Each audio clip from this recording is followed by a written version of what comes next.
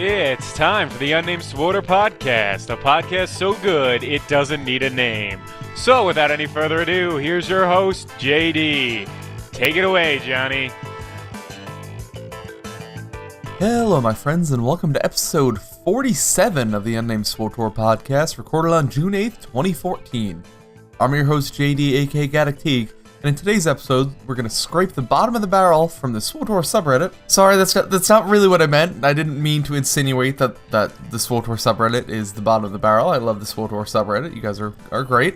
I just mean there is very little actual news to talk about, so I'm really stretching for a couple of topics here to go over in today's show. I will be talking about free-to-play. Again, why it's crap, why I think it needs to be revamped. And we will talk about Bolster and story modes, which will be coming on Tuesday in patch 0.8, I think it is? 2.8 now, right? Maybe it's 2.9. I don't know. I don't remember. But it's coming, Bolster and story modes, as well as Dread Fortress and Dread Palace coming to the group finder. So we'll be discussing that for sure. All this and an idea kind of off the cuff from the Wall of Crazy. Let's force sleep right in. Red 2, I've got a topic coming in hot, requesting clearance to engage. Lock S foils in attack positions. You are cleared to discuss. So my first topic today comes from a Reddit post from Turwin94, who simply asks, why do free-to-play players have so many ridiculous restrictions? Is this game even worth playing in the free-to-play state? I have a tendency to agree with him in certain respects. And seeing this question made me think of a situation that I had recently that I thought was interesting, and was definitely enlightening to my view on the free-to-play model.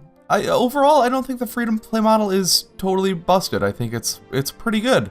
It's almost there, but it could definitely use some improvements. And I think it is important for Bioware to continue to reevaluate the free-to-play system and the free-to-play model that they have going, because when you get to certain points, players maybe want to come back and try it again. Players who left the first time maybe come back and say, oh, I want to keep going on this class story that I was doing. And if they come back and see, hey, we got more stuff. The thing that really annoyed me before, well, it's not here anymore, so maybe I should continue playing this game. Maybe it is actually time to sub up and see what's going on in the end game. Things like that. Things that encourage players to get to the end game. Because really getting to the end game is where you're going to see players sub or spend a lot of their money on the weekly passes and things like that.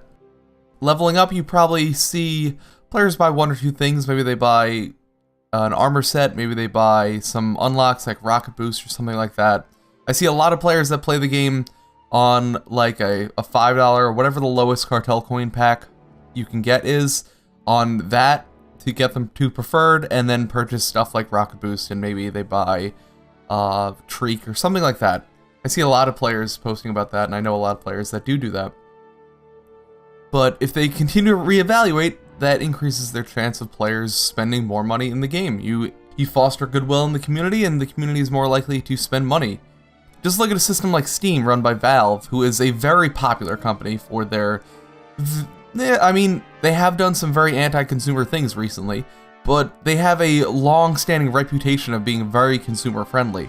You'll find that people are more willing to overlook those poor things because of that goodwill that they've fostered. They have a large bank of goodwill from people that use their services, people that buy their games, and people spend a lot of money on Steam. Steam makes a load of money. And I think Bioware would be well served to take a page out of Valve's book. I've said that before, even looking at the hourly cartel market deals that they did yesterday, and they've done them before, and I'm sure they'll do more of them in the future. That's very typical of Steam, the ridiculous sales that they do very frequently on Steam. So, you know, you want to instill that goodwill in players, and then they'll in turn spend their money. That's what you want to do. But the story that I was talking about was, on the imp side of my server, I'm gonna just regular old leveling social guild. I don't really do much with them. I just kind of hang out and chat. I run my KDYs and then I log off usually on my sniper. And frequently people are asking, oh, can I get this? Like, does anyone have one of these laying around? Because it is a lot of free-to-play players, things like that. People ask for crystals, things like that. And someone was saying that they were level like 17. It was their first character. And they had just gotten a purple drop off of Coruscant.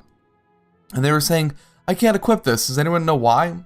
Well, you need an artifact equipment authorization to equip purple gear. So, me being a very friendly person, not thinking very much, I have a lot of money, I'm saying, oh, I'll buy one off the GTN for you. What are they going for right now? They're going for over 1 million credits for the artifact equipment authorization on my server, and that's just for a character unlock. That is absolutely insane that they still have the artifact equipment authorization. It's ridiculous, and if I was playing, say I went into Diablo right now, which I believe the base game is free to play, correct me if I'm wrong there, but I believe it's free to play, and imagine I get into the first dungeon, and an epic drops, and I'm like, sweet, an epic, that's awesome. I try and equip it, and they want me to pay $5 or $10 because it's 1,200 cartel coins to unlock the equipment authorization on SWTOR. So that would be around $12. Say they wanted me in Diablo to pay $12 to equip that legendary, whatever it was that dropped. You think that the player-driven auction house was bad and extortion?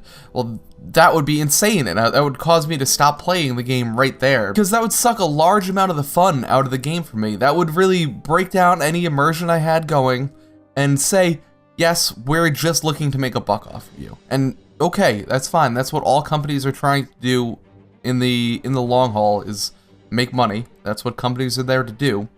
But that doesn't mean they have to be dicks about it. And if they are dicks about it, you have every right to avoid that company. If you don't like Walmart's practices, by all means, don't go to Walmart. That is your prerogative, and if enough people don't do that, Walmart will have a problem.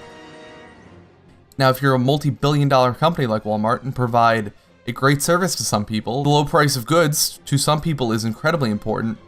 That's one thing. But if you're a video game company and you have a game that already has a dangerously low population, I mean, it's not anything to panic about right now. The game isn't shutting down. From all accounts, the game is doing fine. But if you're a game company that's looking to make more than just getting by, then I think you need to look into giving players more, because they'll look into giving you more back. If you do something like the artifact equipment authorization and someone tries to equip a purple and that turns them off right there, that is a possible $15 if they sub for 1 month that you're losing. Things it does differently from other MMOs is not that drastic that someone says after an hour of playtime, hey, this is the game for me. Maybe there are some people that do that, but I think that's in the small minority to the people that are just looking for another MMO, while maybe Warlords of Draenor is coming out later, or they've played Rift for a while, free to play, now they want to try SWTOR free to play. Those are the real players that you could try and vulturize, and try and get a month sub out of them, and try and get cartel coin purchases out of those players, because those are MMO veterans just looking for something different. There are plenty of MMO veterans out there who are trying different games. They post on the SWTOR subreddit all the time, they post on Twitter all the time, that they're just trying this game out for the first time now, because they've heard so many poor things and they want to try it out. And a great way to not get them to spend money is to make it seem like you're nickel and diming them right off the bat. And another example of that really, just a slap in the face is the reduced number of quick bar slots that you get for being a free-to-player. That's absolutely insane. That is a core feature of your MMO, and you're saying, you kind of have to pay for that. Yes, that's a lot cheaper, but that's still absolutely ridiculous. And if I was a core MMOer who was trying to get into SWTOR just to try it out, that's another one of those things that's just like, maybe they're not giving me enough, maybe this isn't going to be worth it, I should just go back to Rift, or I should go try, I don't know, some other MMO out there. I should go try WildStar now, it just came out. I should go try ESO. But when you're running a game like SWTOR, yes, you don't have to pay for the game, but a core MMOer is going to still want certain features, like their quick bar slots, in order to even give that game a chance. If I was coming from WoW right now and trying the free-to-play system in SWTOR, I would think Bioware doesn't really get what I want out of the experience of an MMO, so why would I ever give them any money? That doesn't make any sense. Why would I do that? And there you go, that's lost revenue right there. Revenue that you could have had that was ripe for the taking that you didn't get because people couldn't equip their purples. I really would love to see their metrics on how many artifact equipment authorizations they have versus how many times a player has seen that, oh, I can't equip this? Really? You're making me pay to equip gear? That's insane. That's crazy. That is absolutely ridiculous. I'm out. I'm gonna go play something else. There are plenty of other great free-to-play options out there. Rift has a great free-to-play system. Guild Wars 2 has a great free-to-play system. It's not, you have to buy the box, but the box now is like $20, so that's like a month sub right there.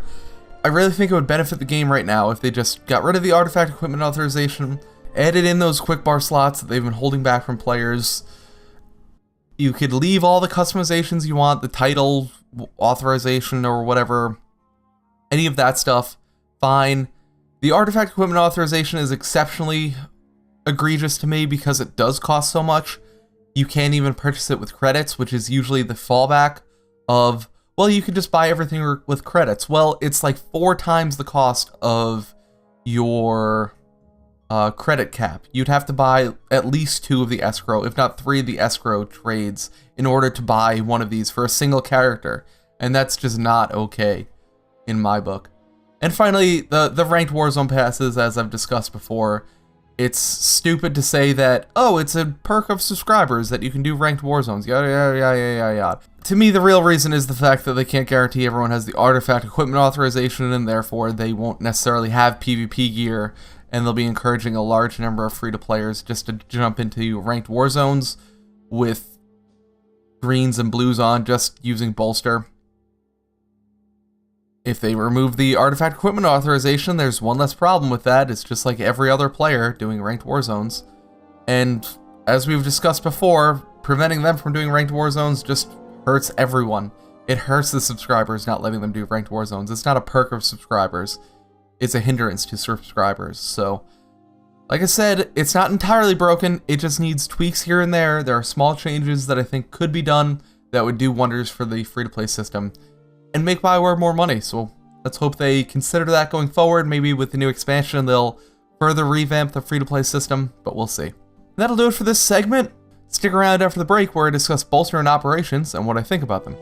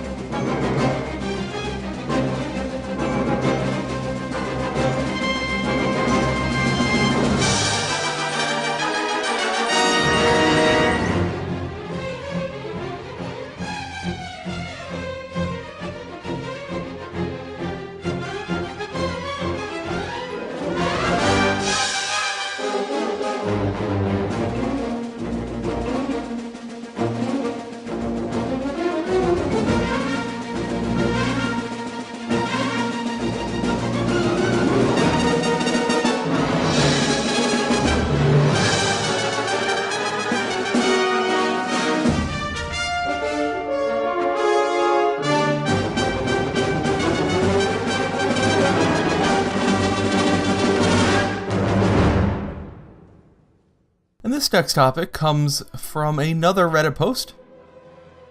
This one from Mr. Jack Black, a very frequent poster to the SWTOR subreddit, and he says, why bolster in operations is inevitable and necessary, and why it will benefit endgame PvP in the long run. He says, as many of my fellow Redditors know, Bioware is now adding a bolster system to the group finder operations and changing them from 16-man story mode and increasing the comm rewards. I am making this thread to give my thoughts on why the change was foreseeable and why it was unavoidable. I know many of you don't like the idea of undergeared players now having an easier path to better quality endgame gear, but there are many benefits to this change. First of all, I actually was surprisingly happy with the response I saw from this. I mean, I guess I just let the cat out of the bag that I'm definitely behind this change. But overall, I think players are pretty understanding about the story mode bolster being added into their group finder.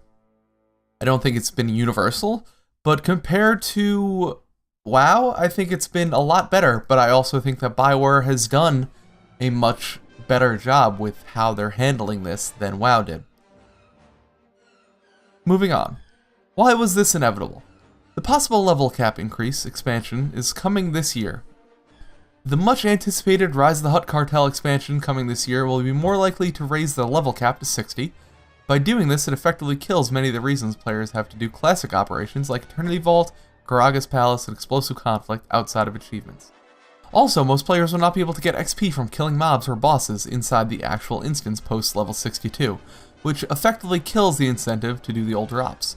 Bolster fixes this by pushing the older ops to 55 or possibly 60, giving players the chance to better level their tunes at a faster rate. And that brings up an interesting point, and that's the fact that I think it would be interesting to see if maybe in the future we could see bolstered operations after the expansion release that would bolster your character down basically to the level of the operation, thus leaving all of these old operations in the current level queue. I mean, they obviously shouldn't be giving the highest tier of gear, but keeping them in the rotation would be nice. And as they've said, part of the deal of adding these operations to the group finder is there'll be a rotating weekly quest. I'm pretty sure they said this. There'll be a rotating weekly quest for whatever the operation of the week is, and you'll have a special incentive to go in and do that in 16-man. Which is a good idea. They have a staunch stance on not burning content, and this is a way that they could do that. It would also allow players to level up in the operation themselves, try out some of the new abilities that they get, try out some new specs, things like that, in operations while leveling. I know plenty of people, they just don't like to level in the classic sense. So giving the hardcore PvEer that may hate doing regular old questing a means to level up would be good. I've said that several times when they announced that they won't be changing the gear. They won't be doing a gear reset, basically, and I hope they don't do a gear reset this time, because I think gear resets are silly. That it would be a means of leveling from 50 to 55 by doing KP, EV, and EC, and that was fun, and I did that for a level or so. You got basically a level by doing both the operations, or all three of the operations. You do a quick run through EV, KP, and EC, and bam, you got a level from that. That took about an hour or so. And it definitely was a nice change of pace from McKeb, which only gave you about 3 levels if you just sprinted right through it. So it was a nice supplement there. And as he says, it was a little annoying that at a certain point, at like level 52, you stopped gaining experience from the older operations. Maybe they could remove some of that restriction to the older operations. I think being bolstered down could be an interesting addition, and maybe we'll see that in the future, because it seems like it's possible. How they handle bolster right now isn't really conducive to leveling down, I guess, because it looks at each piece and gives you like the difference or something like that. But maybe they could calculate what the maximum value you can get out of bolster and just give that to all the players at some point. Maybe even make that an option when you go into the... No, maybe not. I don't know. I don't know the best way to do it, but I feel like that's something they should look into doing. Because you know what? I would love to go into an EV again and just play it, but I really have zero incentive or reason to do that right now, so why would I do it? Continuing on in Mr. Jack Black's post, or Mr. Blackjack, sorry, not Jack Black. The storyline. This leads into the next part of why bolster was necessary. Whether those have been here since launch, or those gamers who don't care much about the story, there are many members of the SWTOR player base who are here just for the story, hence the constant request for a continuing class story. Many of them have yet to experience the classic ops, since those PvE ops guilds don't really run the classics anymore outside of the possible EV. If no one does the classic operations, then the story of the Dreadmasters, which goes all the way back to EV and ends at DP, and a good chunk of the player base will miss out on the major story arc of the game's post-50 launch. If BioWare was to raise the level of the ops to say 55, then there is a major endgame gap between 50 and 55 outside of flashpoints. What Bolster does is give those players a viable chance of still experiencing the storyline of the Dreadmasters without having to wait to see the old story arcs. That I agree with. And is another reason why I think BioWare should look into the down leveling of operations so players can experience those how they're meant to be experienced. I think that they've done a pretty good job of including story in their endgame operations. The endgame operations do tell a very good story, in my opinion. Better than many other games tell with their endgame operations. The more players that are able to experience it, the better. And that's why I think BioWare has done a great job separating out story mode from the classic progression operations, where story mode is where you get in and experience the story. You get to see the bosses and the cutscenes and things like that. You get to experience those without necessarily having to worry about a progression from one to the next. Gear-wise, you don't have to grind up one operation over and over again.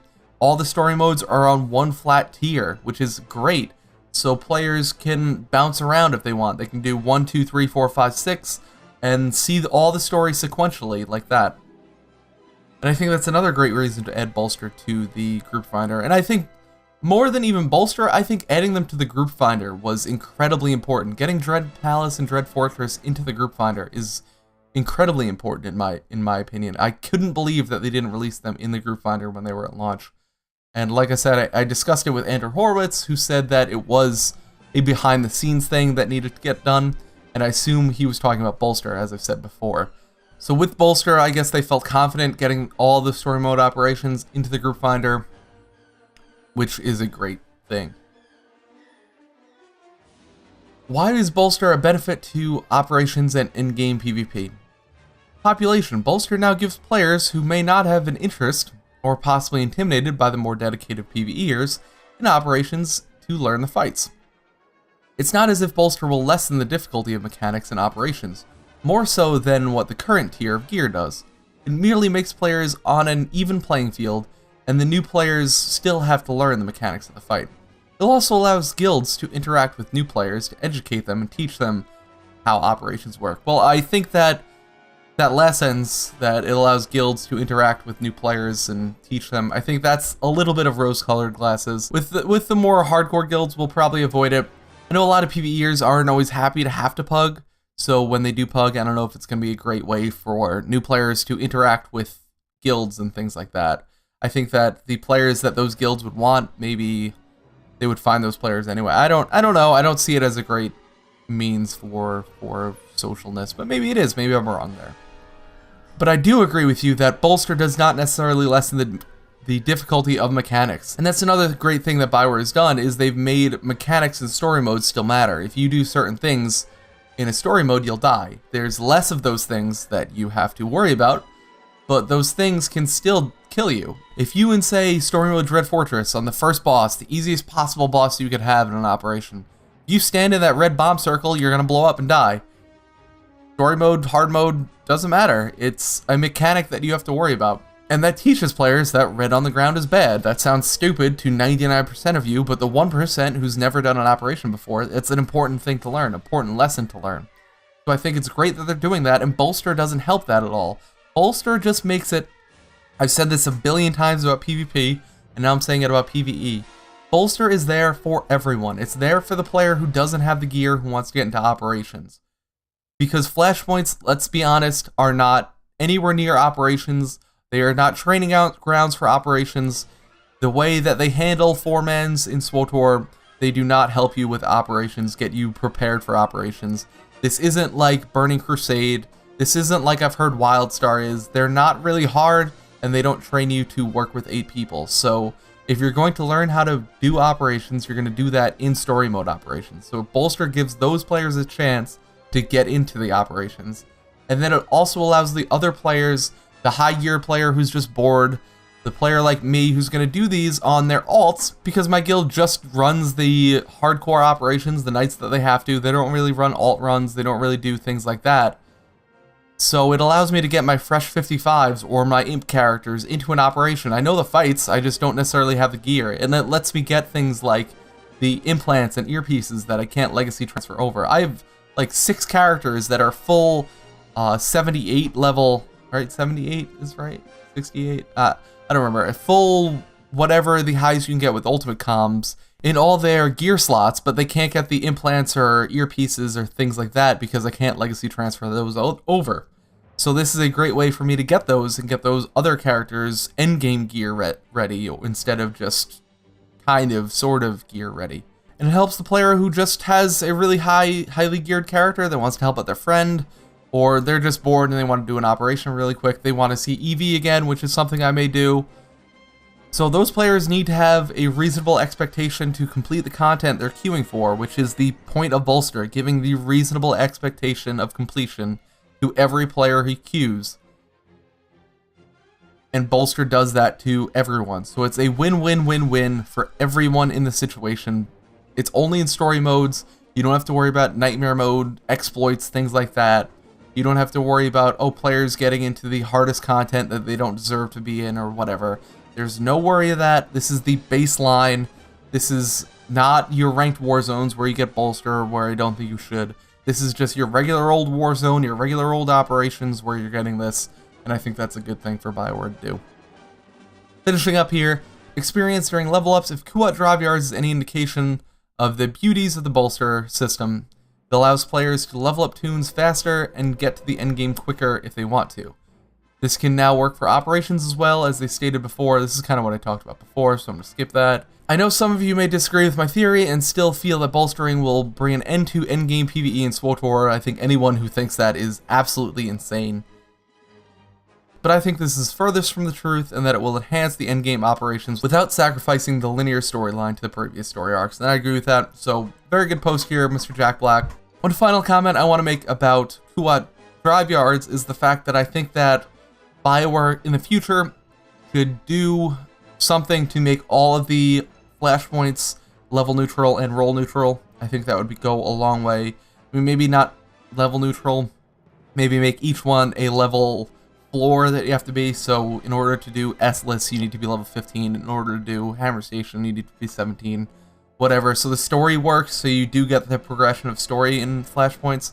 But I really think that the way KDY's worked, and KDY is a great example of this, players want to do what's ever fastest, they want to do what's ever easiest. If you can't get a queue for the other flashpoints, which was hard enough already before KDY was introduced, now it's impossible basically to get a queue for those other flashpoints. Players want to do what's fastest, and role neutral is fastest, so they should definitely work on retrofitting the other ones, and I don't think we'll ever see a regular old 4-man flashpoint ever again in this game. I don't even know if we'll see hard mode flashpoints ever again in this game.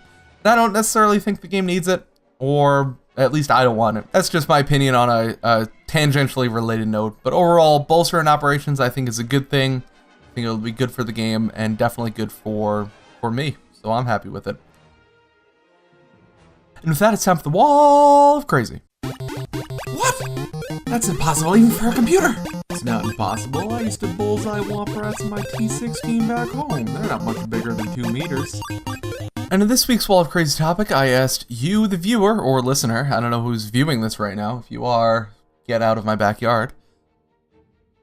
I asked you, the listener, on Twitter to let me know when you thought the new expansion, we know a big Rise of the Hutt Cartel expansion will be coming. And I asked you, when do you think it will be announced? And when do you think it'll actually be released? If I had to put money on it, I'd say it would get announced at the Seattle Cantina, maybe on the flash drive. We'll see some kind of splash screen or something. And then we'll see an official announcement a week or two later with the pre-order dates and things like that. The subscriber early access. And I think it will be released early December. I would say, let me look at a calendar here to see how December shapes up. December 1st is a Monday, so I'd say December 2nd. Is that the anniversary of the game, December 2nd? I think it may be, and I think that would work out even better. So December 2nd is when I'll say it'll be released, and I think it'll be announced probably at the Seattle Cantina coming up. But what do you guys think? Let's see. From Velociraptus. Oh, that's a pretty good name. At Velociraptus Tour. He says, released 9 weeks after Stronghold's roughly announced, I'd say 1 month after 2.8 drops. 1 full planet, 5 levels, and 1 operation. Not a bad guess, I'd agree with that. He also says 2 new daily areas, crafting up to level 500, new augment level, etc. Announced one month after 2.8 would put them into July. I think that's a possibility. There'd be a Cantina tour there where it could be announced. They may want to focus their Cantina tours on Galactic Strongholds for now, kind of slowly leaking out information based on those to build up some hype for that. A whole expansion being released 9 weeks after Stronghold seems a little soon, but if you look at how much news we're getting and how much SWTOR content is being released right now, it is possible that they are going full bore on the double expansions and will be doing expansion month and a half expansion, bam. and really pump out the content in 2 big chunks like that. I don't know if they'd want to release in September when players are just getting back to school. Maybe they might want to wait for an October release date. I think October is a better month for games than September is, but that's just my opinion. I have no real facts to base that on.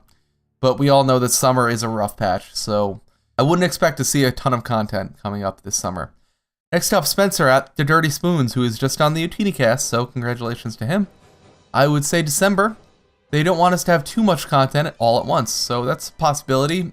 The release during December, that's what I think it will be. I think it works out well being just before Christmas.